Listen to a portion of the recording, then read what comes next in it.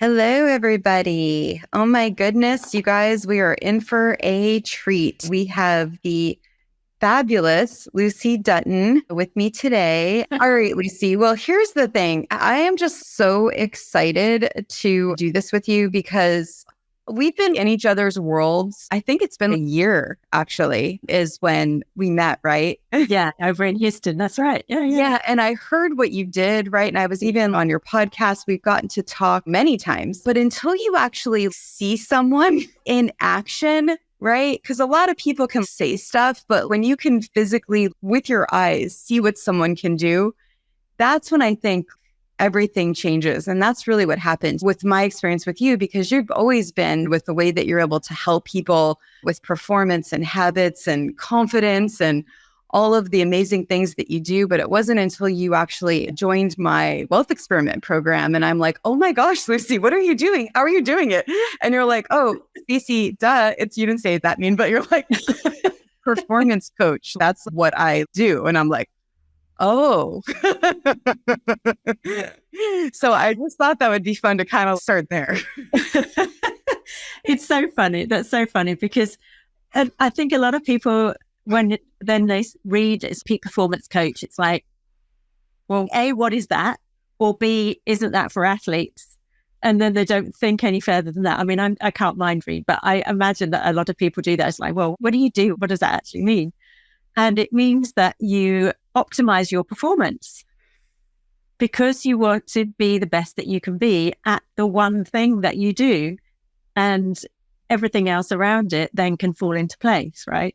And so when I went into the peak performance side, I found that I was doing a lot of those things already, just really, really naturally. And then I added in some extra strategies through a training that I was on with an amazing group of people, and just have got some wonderful things up my sleeve to be able to help people even more. But I love it when people can just get more done in less time and with less stress and less anxiety. And I think it's very much actually what you do, Stacey. And I don't think you realize that you do it a lot of the time, but it's the micro steps. It's those small steps. And you think, well, that's not really going to make any difference, but it makes a huge world of a difference if you just keep doing micro steps. Yeah, I just am thinking of what could we actually do with our lives if we're able to really tap into the side of ourselves? Because what do we all want? I mean, even more than money, we want time, right? We can't get our time back. And the fact that you have a secret hack to be able to do the things that you want and to do it in the minimum amount of time, I mean, whoa, right? And the fact that you guys, she doesn't just talk about it. She literally lives it. I've seen it with my own eyes. I think that's the difference between a teacher and a coach. You can teach stuff, they don't necessarily live it, but a coach, if you're a good coach, you're going to be doing that thing that you're teaching.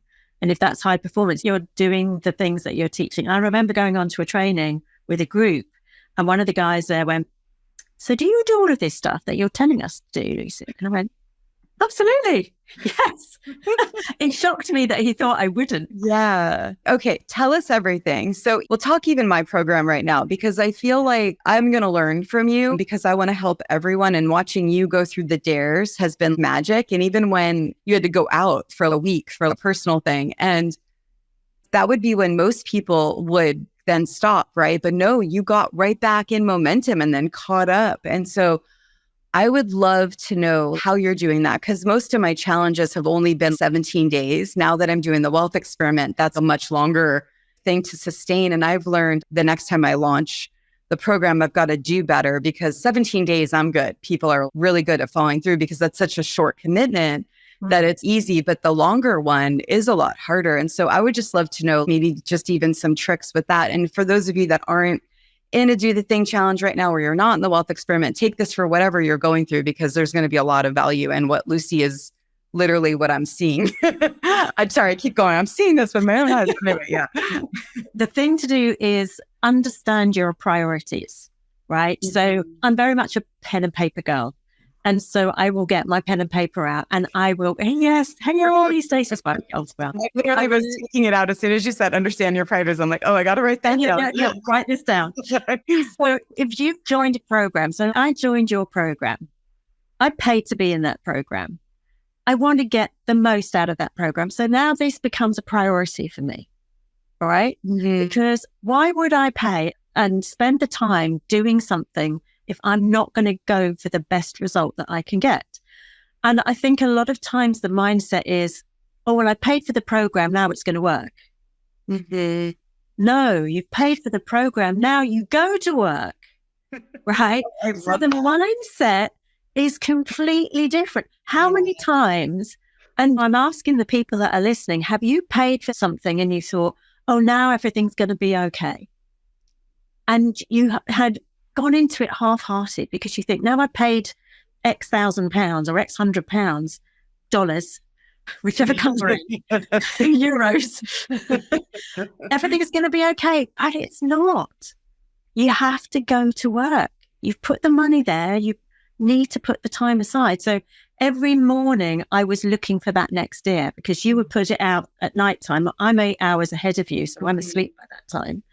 And then so every morning I would be going on, I would be looking at what the day was. Wouldn't necessarily do it straight away, but I knew as much as I could, I was going to get it done that day and as quickly as I could. Mm-hmm. And the other thing that I love about what you're doing is if you're ever stuck, and that was something that came out during this where I realized, okay, there's a mental blocks that come when you're doing something as big as what you guys are doing, right? With the wealth experiment. Yeah. And then I had shared, if you're stuck, don't not do the dare. Just tell us why you're stuck. And it's been great. I've seen you even do that. And so how do you kind of move past that mind shift that gets in people's way where they could get paralyzed at that moment, but instead you're still in action and still in momentum? Okay, so if there was a dare that I came across that I thought, not sure about that one, I will think about it and then go on to the next day and do the next one. So there were ones that I just thought, I'm not sure about that, and I'm going to come back to it. So I kind of leapfrogged. Oh my gosh, this reminds me of taking a test at school. So if I didn't know an answer, I would I didn't actually ever think about that. I'd skip the answer and then go back to it at the end because I didn't want to it's the same idea. Yeah, because you then let it go around in your head and allow the answer to come. It was one of the ones was inviting somebody on as a special guest. And I was like, I'm not sure who that's going to be. And maybe 5 days down the line, I thought, I know exactly who that's going to be. And so I've invited her, I haven't heard back from her yet, but I've invited her to come on because I know she would just be perfect. But until that time, I just leapfrog and then keep going. Wow. Just so you guys know, I feel like this is the key to everything. I mean, honestly, out of everything that's being offered out in the world right now, I think whatever Lucy does is the thing that you should get over everything else. But in general, everything in Lucy's world is something that you should go in and do, because if you have someone that can help you get your time back, I mean, you could do everything. And you help people with confidence too, right? So let's talk about that. And actually, let's share about you and what you do and who you help and all that kind of stuff too. Okay. So I come from a dancing background. I danced for 10 years. So confidence was going on stage, but with makeup on and with a costume on, right? So I could feel like I was somebody else when I was going on stage. Actually, standing up and speaking or going live, doing lives was not something I was comfortable with at all when I came onto social media. And once I finished dancing, and I'd been a teacher as well, I had teaching qualifications, but I only taught while I was at college. And so I then danced for 10 years professionally. And then I went and worked at a natural health centre. And so I was doing flotation tanks and I was on reception, doing reception work. And I worked at, my fiance at the time had a recording studio. So I was an assistant in his recording studio. So you do these things as you go along, don't you? We're split up from him and I worked at a friend of mine making soft furnishings, so cushions and curtains and blinds, so completely different again. And then I went into a health and nutrition company, which I've been with for the last 30 years, and was coaching and mentoring, and I absolutely loved doing that side of it. And then the peak performance side came just really, really naturally, because like I said, I was doing a lot of that stuff already. Right. And this just gave me the edge on, I can help people to do this part now. So that's one of the things. And my confidence had been knocked sideways. And so helping people with their confidence is one of those things where you can draw, everybody has the answers inside themselves. And so it's just asking the right questions to draw that out of them. And when they understand that they've got the answer, guess what? That gives them the confidence, but they already had it. It's not something you don't have. It's just something tapping into. Oh my gosh. Yeah. So when you were coming back through the confidence, you said, I love the wording, your confidence was knocked sideways. What was kind of that process that you used to build your confidence again? Yeah, it was stepping into the uncomfortable zone. It was really pushing myself. I remember in the health and nutrition company, the lady who had introduced me, she said, right, you're going to come up and you're going to tell your story on stage. And so she grabbed me by the arm and she pulled me up to the stage and I got hold of the microphone, forgot my name. I think I'd told my story in about half a second. I got off the stage and I thought, I am never doing that again. Never doing that again. Yeah. Hated it.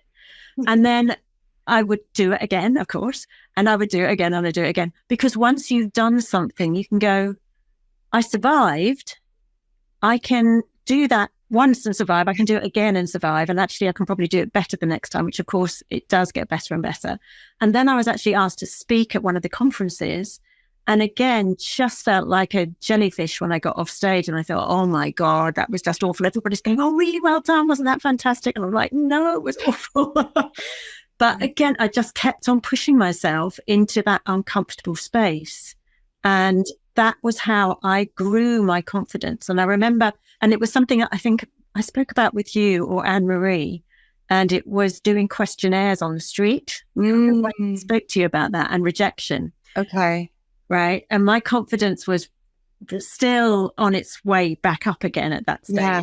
And I walked around the town for 2 hours before I stopped to actually ask my first person. Wow. Because I was just determined to do it. Yeah. It would be really, really good and help others. Yeah. I was just talking to my daughter about this morning. And actually, that's what inspired me to write that question. I did a post. Let me just remember the wording I used on my personal page. It said, if you could have the confidence to do anything in your life, what would you do?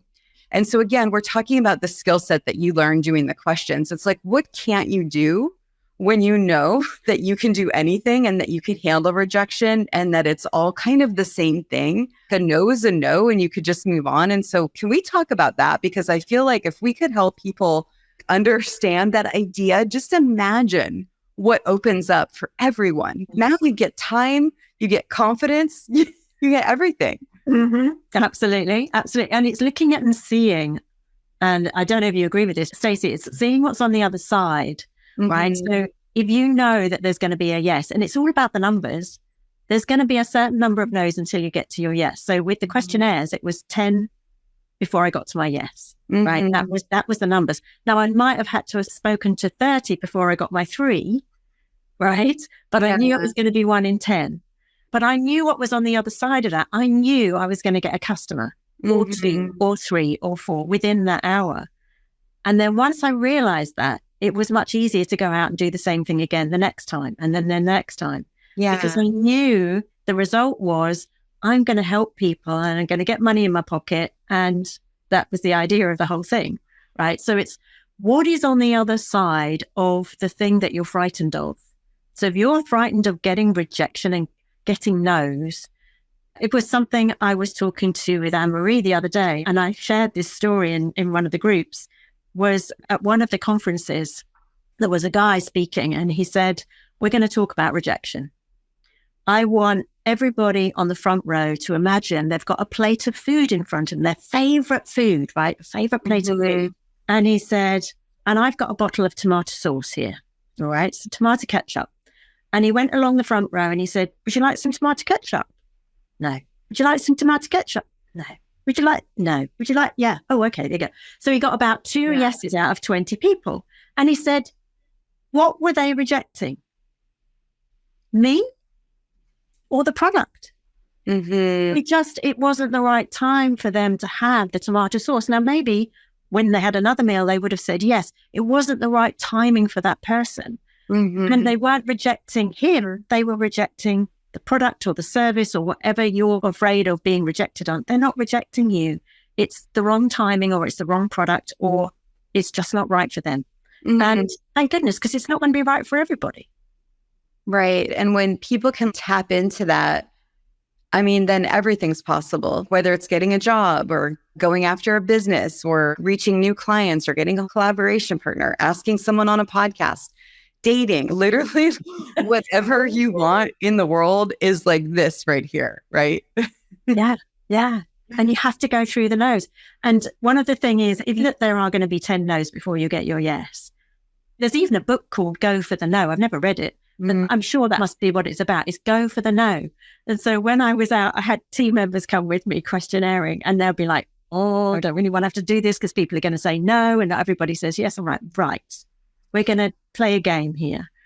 And we are going to play this game that I can get to 20 no's in a row before you do. Yes. And so every no that we started marking them off, right? And it's like, oh, damn, I got a yes at number 16. I've got to start from the beginning again. And it was just such fun. So gamify your no's. If you can do that, whatever you're afraid of, then gamify the no's. So you're in the wealth experiment right now, right? And you're crushing it with your dares and just, I don't even know, you're right on track, I feel like, which is great. And one of the things we're doing, if it's this week or next week, but we just opened the invitation up in the collaboration group. Your group will be opening up the doors for the Find Your Voice Challenge. And one of the things that you guys are doing is you're going to be creating a separate kind of bonus for the people that join that are in your group. So that way you're almost using Find Your Voice as a opening for them to be able to expand. And what I was really thinking about as you were talking earlier was when you ask the right questions, all of a sudden they get to see what's inside of them. And that's kind of what Find Your Voice does as a starting point. And then I'm hearing you talk about rejection and the game and all of that stuff. So I was just curious where you are, because I feel like all the stuff you're doing with confidence, rejection, the questions, it all goes right along with it. Yeah, I have two ideas for that. So one is a goal setting challenge, and the other one is a 5-day focus challenge, like kickstart your focus. Because when you can kickstart your focus and just focus on one thing, not multitask, you're going to get a lot of your time back. And that's when you really GTD, which is get things done, and then you can move on to the next thing. So when people can find that focus, it's going to really help them to get more confidence, because they think, yeah, I did it. I've done it. Reach their goals as well at the same time, because if you've done it, you've reached a goal, and you do that on a daily basis, you feel good and you get that little boost of dopamine that goes, oh, that feels good. Yeah, I did that. And so those are the two things that I've thought of so far for the bonus, but I'm sure you'll think of other things for me as well, Stacey. Well, I'm thinking of it now. And I don't think you've gone through that challenge yet. So you'll see it when it's happening too. I think it's going to come alive for you. But one of the things I teach in there also for people that want to expand their comfort zone even more is they could go up to a stranger, or they could go up to someone in a shared experience, kind of like the TEDx dare that I gave. They can go up to someone and ask them one of the questions they're asking themselves. They still ask themselves the question because that's the meat of it, but they also ask someone else. And that could be kind of fun to encourage people to do and do something with your cohort. I think that would be really fun. Yeah. Because what happens is, for me as an introvert, when I'm able to talk to someone deeper, because when you're an introvert, it's like the superficial conversations are what can get exhausting. But when you're able to open the portal to the inside of the person and who they are, it's nourishing and replenishing. And so I love those questions because it breaks down the wall of people and it just kind of opens it up. And you get to say you're in a challenge. It's almost like being in Amazing Race, right? You can go up to anyone when you're in Amazing Race. I don't know if you've seen that show, but because you've got the golden ticket and it says, the ticket says to do this, right? Oh, really? Okay. Do the same thing with the dare. You could have it on your phone or get a do the thing shirt or whatever it is. I've done that before where I'm like, I'm going to do the thing challenge. They don't know I'm do the thing. I'm like, I'm going to do the thing challenge. I need to take my picture with everyone that's on this circle. I did that once around a hotel and it was so fun. Every single person took their picture with me. And one of the guys was like, oh, can my dog be in the picture? It's so excited to be a part of something. So there could be something that really comes alive during it too. That would be fun. Yeah. I mean, that definitely builds people's confidence when you can go and do that, because that That can be scary, but if you can make it fun, it's that thing of gamifying it, isn't it? That comes back to that. Okay, I'm going to ask your advice. Do you mind if I just totally put you on the spot? And it's okay if you don't have anything. Okay, I literally thought of this idea yesterday where I want to do an in-person event. I don't know when, but my daughter, let's bring up my daughter, and they have this, it's called the Assassins or Senior Assassins. That's what it's called. And they have these water guns, and the kids have to wear these floaties on their leg. And they basically are going to school and they get to wear the floaty. But when they don't have the floaty on, they could be shot with the water gun. And so they're basically having to find these kids all over our city and hoping they don't have their floaty on. And so the idea is now I'm like, oh my gosh, this is Rejection. We could make it so fun. And I'm like, I could bring people together and almost like what you said, get them to get knows. And I feel like there's something about doing that in person that feels really fun. And I'm like, they could go in a store. I don't know where the assassin thing fits in, but maybe the idea just is somehow making it fun. Maybe there's no water guns involved, but I don't know if anything comes up for you, but that's something I'm really excited about. I need to ask you what a floaty is.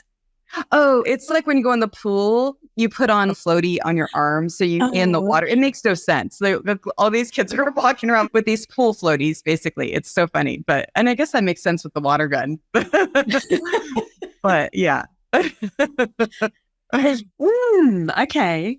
So yeah, I've not quite got that in my head, I don't think, with the are they assigned somebody who might or might not be wearing the floaties on their arms? Yeah. So thank you for that. Yeah. So they're basically assigned a kid. I was thinking for my event, I would put people in fours or something, especially if they don't know the city. And it might not be floaty related or assassin related. But what I like about a For Do the Thing event, especially with people that want to build their audience or put themselves out there, it's like what you said, right? It's learning how to handle rejection and the comfort zone and all of those things. So yeah, it was just something I was thinking and technically the water gun piece is a really fun piece to add into it. But you're like, we went on a different turn than I was thinking. We did. But I expect that with you, Stacey, now.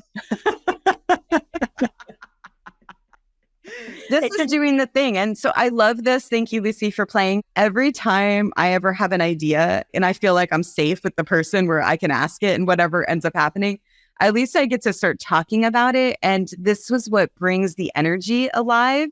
And so whether we come up with something right now or later, you're like WhatsApping me and you're like, oh my gosh, I have this idea. Or I all of a sudden, like you said, asking the right question all of a sudden brings it, all of a sudden, maybe your questions, your clarifying questions, yes, are now going to get me to ask, or someone could be watching it and say, hey, Stacey, why don't you do this? And so just so you know, everything's designed as this perfect co-creation process. And this is where all the cool things get created and why I love doing this, because we have people watching, people that will also watch the replay. And then all of a sudden this random idea that I thought of yesterday, it now has this place to live, whereas normally it just stays in your head and it goes away.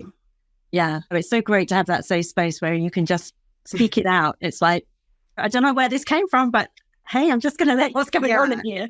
Okay, speaking of this, I'm actually so glad this came up. This is one of my biggest problems, is the reason why I end up getting exhausted is because I end up getting so activated by all of the things I want to do. And I want to do everything. And the problem is, I know if I don't have something in motion, it will fall away 100% of the time. And so I have a bunch of do the thing graveyard stuff that it was too much, too complicated, or the result was too final, the book, for example. And so then it just kind of went away. So I'm curious, when you have all these ideas without me having to act on every single one of them, with what you're doing with peak performance, how do you manage that so you could still be in peak performance, but not also lose all these amazing things that you want to do? Yeah, definitely. Do you have a place where you have an ideas book, or you write stuff down, or you voice note it? Yeah, so I have 55 Google Docs and 3,000 voice notes, and I have Boxer and I message, and it's all these ideas. It's like, if I don't create an event or do a challenge or do something, it goes to space unless someone reminds me about it. It's funny. There was one point where I did the dating panel, the expert dating panel, and Adam, the founder of Callcast, he had given a dare, which was start a podcast for the people, but no one took us up on the first challenge because I did a bonus dare. And then it had died. It was gone out of my head. Paul Rising in the Wealth Experiment, he listened to the episode and he was like, "Oh, are you still helping people start podcasts?" And I was like, "I'm not, but I can." And then that's how the podcast challenge came alive again. Otherwise, if he didn't ask me, it could have died. And so that's when everything started. So yeah, so long answer to your question is not a good one. And I end up doing all these pieces of paper and I'm really good. I take the top 1-2 things and then I forgot to mention my 55 drafts that I have in my email of all of my ideas because I always forget. Anyway, that's a whole nother story. I'm getting coaching right now. I love this. And so then I end up getting too many of these papers and then I end up just throwing them away because it's just, I'm becoming a hoarder at that point. Yeah. So then it's finding a system to be able to categorize them maybe. Yeah. And not have so many notes, but you've got the notes in a folder so that it doesn't die, but you've got them there somewhere if you need to get them. Mm-hmm. And then just perhaps putting the title of each challenge or the idea like podcast challenge or dating challenge or whatever those ideas are coming up for you, but maybe putting them in alphabetical order or the order that you thought of, it doesn't really matter. And then just checking in every now and again with, does this make sense at this time? Because you're never going to be able to do all of them, Stacey, at the same time. I know you want to. You're a superwoman. You've got superpowers, but you're not going to be able to do all of them, right? Yeah. So you have to trust the universe as well, that the right idea is going to come up at the right time. And somebody, did you say it was Paul that saw it, that will see it and bring it back to life? Yeah. Just because that's part of the universal energy. That's how I think of it, as the universal energy has just gone, now's the right time for that, Stacey. Yeah. Yeah. Okay. So we have to put this on my podcast then, this live. So then if this idea of me wanting to do this live event with water guns dies, it's still there. Then someone will listen to it and say, "You still got that thing with water guns, Stacey." What do you do? What's your tracking? How do you actually keep yourself in peak performance and still kind of manage the things that you're doing? Is there a system that I'm imagining there's a system. What's your system that you use? Yeah, it's definitely putting down all of the things I know I need to do. So not treating this as a filing cabinet, right? Mm-hmm. This is not a filing cabinet. So everything has to be written down, whether that's on your Google Docs or in email, or I write it down. Again, in paper, right? So I write everything down. And then the things I know that are repeated every single day or 5 days a week or whatever, they go in my diary at that time. So there's specific timings for things to happen, right? And then as the weeks, months go by, there's something new that comes up. Maybe there's a new challenge. Maybe I'm working with somebody different. And so then if that thing is a static thing, so like maybe it's a call once a week or it's whatever, that has to go in. That's my rock. That is a rock. So you put your rocks I put my rocks into my diary first, and then everything else moves around there. So if I've got a rock and somebody says, "Can you do this time?" No, I can't. I can't move that rock. So a bit like your lives, when you set up a live with somebody, that's your rock. That can't be moved. Right. And so when you've got that there, you've already started a system. And then I have, a piece of paper, and I have headings of different sections of my life. So it might be the coaching side. It might be the health and nutrition. It might be the house. So I go into personal as well. So it might be stuff I need to do in the house.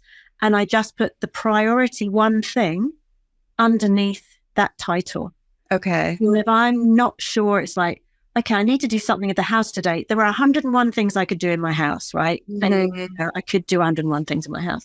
What is the one thing that is perhaps going to be the most necessary thing to do and make other things unnecessary? And then whatever that one thing is, and this is a really key thing, and we were speaking about it at the beginning, it's the micro steps. And I was talking about this on another, I think it was on the YouTube thing I was doing today. And I went up to my office and I've got a ton of files. Now, some of those things in the files are redundant, but I don't know which. And if I just go, oh my God, I've got 25 files and I need to sort those out, am I going to do it? No. Right. This is 25 of the buggers.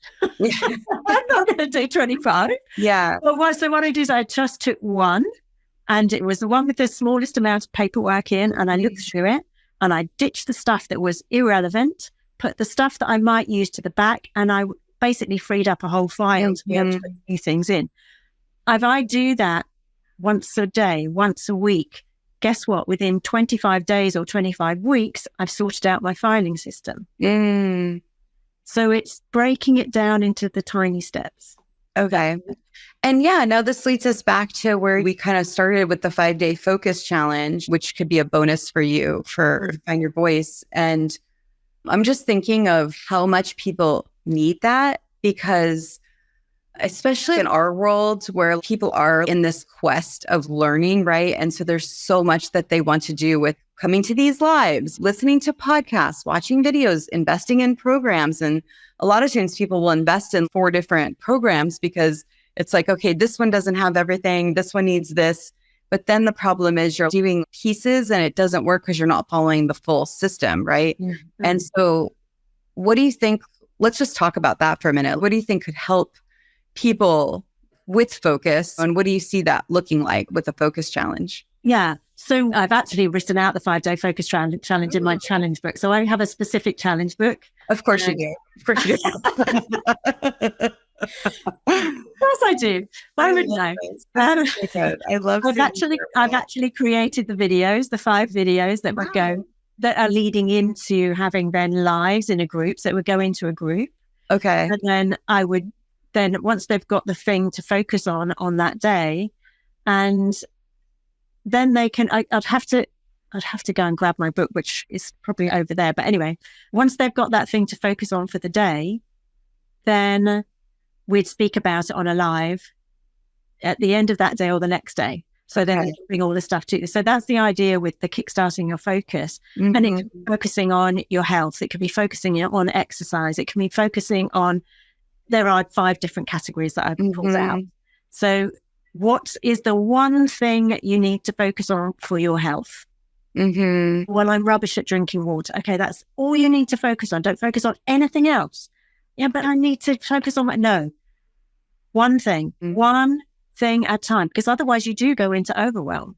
So if you know that you're rubbish at drinking water, drink 2 liters of water a day, and you're drinking 0, right? Start with the water, then 2, and then 3, and then 4, and then you're up to the liter, and now you keep on adding it in. Just do that till that becomes a habit. Yeah. Then you can look at other stuff. Okay, you're just making me realize what I'm missing right now in the wealth experiment. So I don't do this in every challenge, but in some of my challenges, I give them on top of the dare, they get one thing every day that you're doing. So in the dating challenge, the reason why I did it there was because a lot of people, they weren't ready to date. And so the idea of meeting new people or any of the stuff I was doing was hard, but they wanted to love themselves again. So I had them say something that they loved about themselves every day. Yeah. And then when I did the podcast challenge, they just had to record something every day, not for the podcast, but just on their phone. I think those are the only 2 I've done that with. But I think for this, it would be good to have one thing. So that way, if they're behind on something else, then they still feel like they're winning because they're doing the one thing. Don't you think? Yeah. And then that's repetitive every single day. Yeah.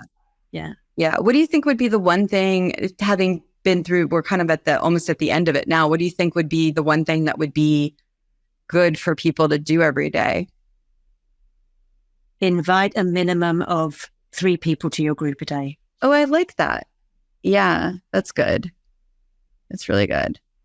Cool. This is going to be in my program too, this video. You're going to be on the podcast. You're in the Audience Accelerator program. And we're seeding all these future things that you're going to be doing. I'm so excited. We get to look back. That's the other thing that's great. It's like we almost get to document the journey, right, of your new community being built. We're like, how fun will it be in a year when we're at your live event, wherever that is? And we get to have people see this part of all the birthing of it. It'd be amazing. Or my worldwide do the thing. We won't call it the assassins because that's not good, but the do the thing water gun experiment. And that's a worldwide thing. And we'll be like, it started here. In this space. Yeah.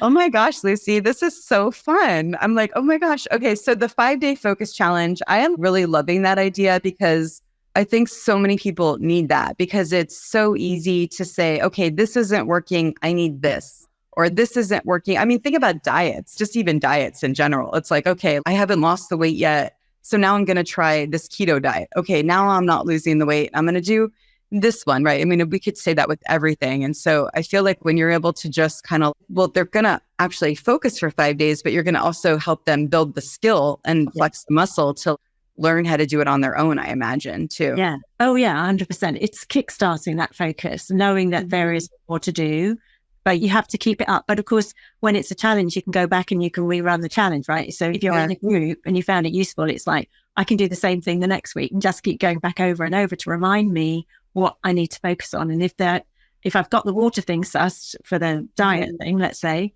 what's the next thing I'm going to focus on? The next thing I'm going to focus on is making sure I have breakfast every day, or whatever that one thing is, right?